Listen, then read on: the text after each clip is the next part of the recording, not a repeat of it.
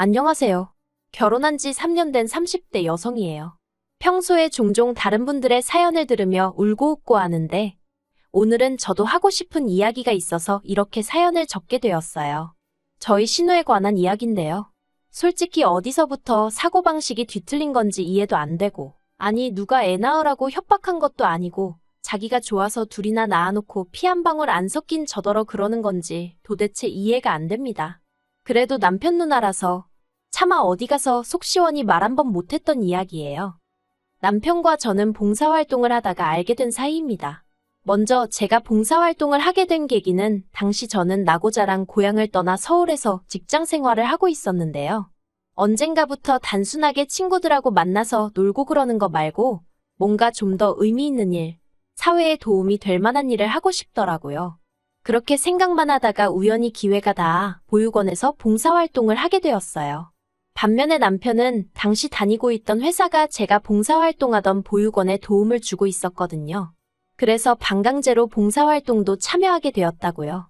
남편이 하는 말이 주말에는 쉬고 싶은 마음뿐이었는데 보육원에서 봉사활동을 하게 되는 바람에 진지하게 회사를 관둘까 그런 생각까지 했었다대요. 하지만 저를 발견하곤 그러지 않아서 천만다행이라고 생각했다나요? 저희 남편이 원래 너스레가 심해요. 아무튼 그곳에서 만나서 남편이 먼저 저에게 호감을 표현해왔고 그렇게 저희는 봉사도 하고 사랑도 만들어갔습니다. 그리고 2년이 지나서 부부의 영까지 맺게 되었고요. 결혼 당시 시댁이나 친정에서 크게 도움을 받은 건 없어요. 일단 시댁의 경우 아버님은 지병으로 인해 제대로 된 사회활동을 할 만한 상황이 못 되었고 어머님은 그런 아버님을 돌보고 신혼의 애들을 키워주시느라 따로 어디 가서 돈 벌고 하실 상황이 아니었어요. 그나마 신혼의 애들 봐주는 조건으로 다달이 100만 원씩 받고 계셨는데 그 돈하고 저희 남편이 드리던 용돈 30만 원하고 해서 총 130만 원으로 생활을 이어가신다 들었습니다. 물론 결혼 전에는 이렇게 세세하게는 몰랐고 결혼하고 나서 남편이랑 앞으로 경제권은 누가 가질까 그런 이야기들을 하다가 알게 된 거예요. 친정에서 도움을 안 받은 이유는 단순했습니다. 남편이 먼저 자기 쪽에서 아무것도 못 해주니 이렇게 된 거 저도 아무것도 받아오지 말라나요.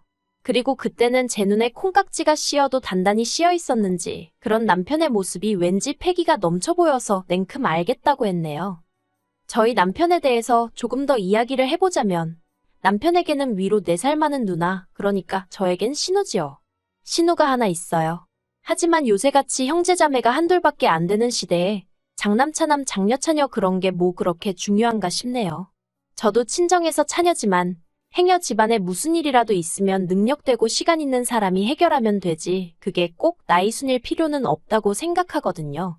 그리고 말이 나와서 말이지만 저희 신우는 심해부와 함께 치킨집을 운영하고 있어요.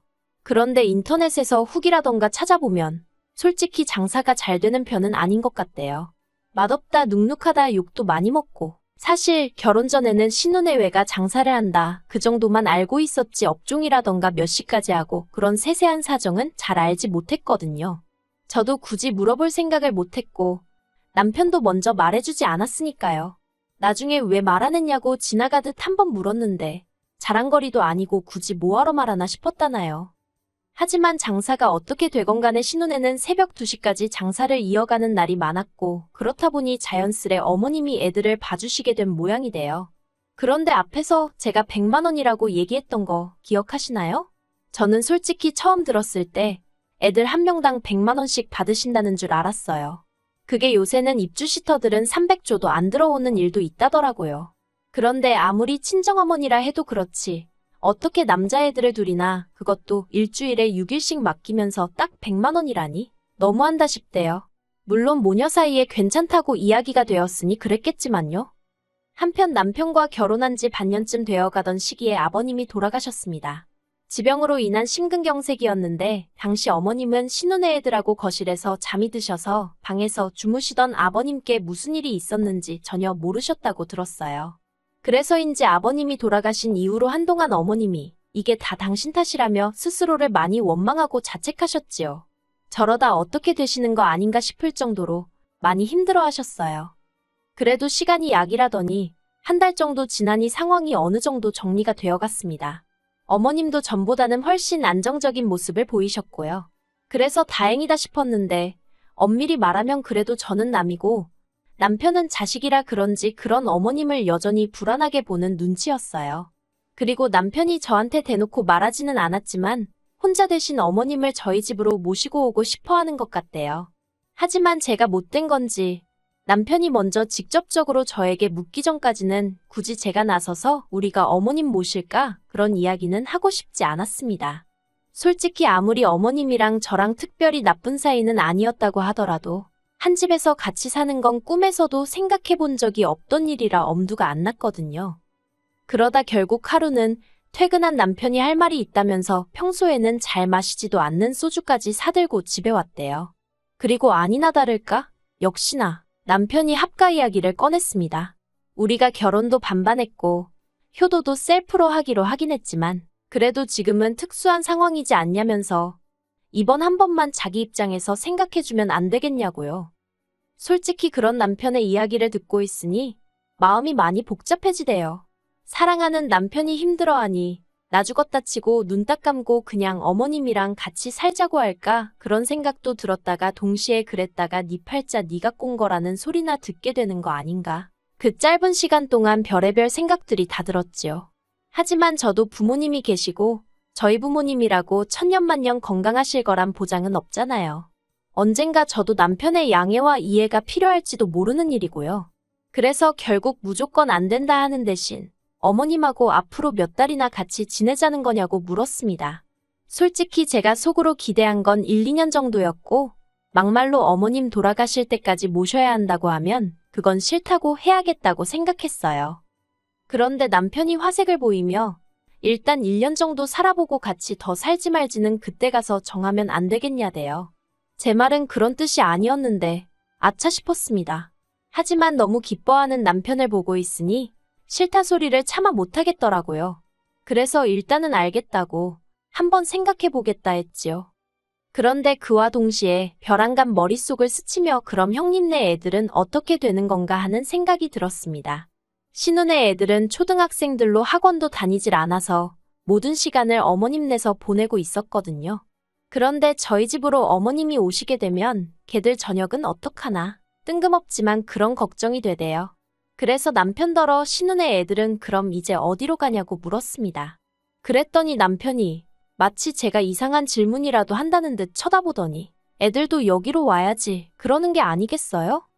순간 저는 말 그대로 멘붕이었습니다. 정신이 나갈 정도로 얼떨떨했달까요? 제가 그게 말이 되냐고 신혼의 애들이 왜 우리 집으로 오냐고 했어요. 그랬더니 남편이 그러면 애들더러 학교 끝나고 뭐 치킨집에 가 있으라고 해? 누나네 치킨집 자기도 가봤잖아. 조명도 어둡고 주변에 술집도 너무 많고 그리고는 어차피 어머님이랑 같이 살겠다고 마음먹었으니까 1+1이라고 생각하고 신혼의 애들도 받아달랍니다. 그냥 저녁만 차려주고 자는 방은 할머니인 어머님이랑 자게 두면 된다나요. 호의가 계속되면 혹은 줄 안다더니 남편한테서 제가 느낀 게 딱 그랬어요. 솔직히 생색내려던 것도 아니고 뭐 크게 알아달라는 것도 아니었지만 저는 남편이 제가 어머님하고 같이 살아보겠다고 하면 그것만으로도 엄청나게 고마워할 줄 알았거든요. 그런데 무슨 신혼의 애들까지 제가 남편더러 어머님하고 같이 살겠다고 한 건 어머님은 당신을 세상에 있게 해주신 분이니까 그런 거라고. 하지만 신혼의 애들 수발은 내가 왜 들어야 하냐고 절대로 안 된다고 했습니다. 전에 없이 제가 좀 세게 나가서 그런가 남편도 그제서야 자기가 너무 성급했다며 미안하다고 하대요. 그리고 이후로 정작 어머님은 합가니머니 말씀을 꺼내신 적도 없고 해서 저 혼자 남편한테 며칠 씩씩거리다 상황이 마무리가 되었네요.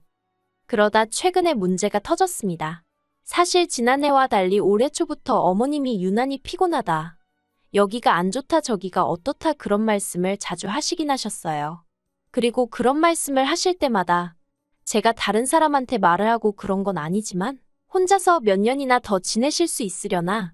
정말 어디라도 아프게 되면 우리가 모셔야 하나? 솔직히 그런 생각이 들긴 했거든요.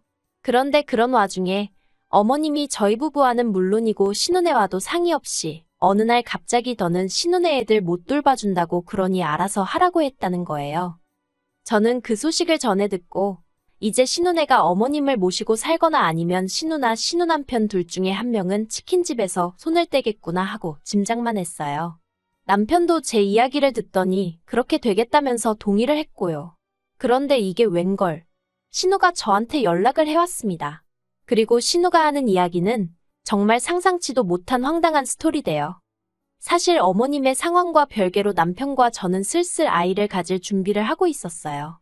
그 준비라는 건 이제 음식도 좀 좋은 걸로 골라서 먹고 영양제도 잘 챙겨 먹고 운동도 하고 뭐 그렇게 말이지요. 그리고 이런 이야기를 남편이 별 생각 없이 지난 가족 모임 때 신우한테 하대요.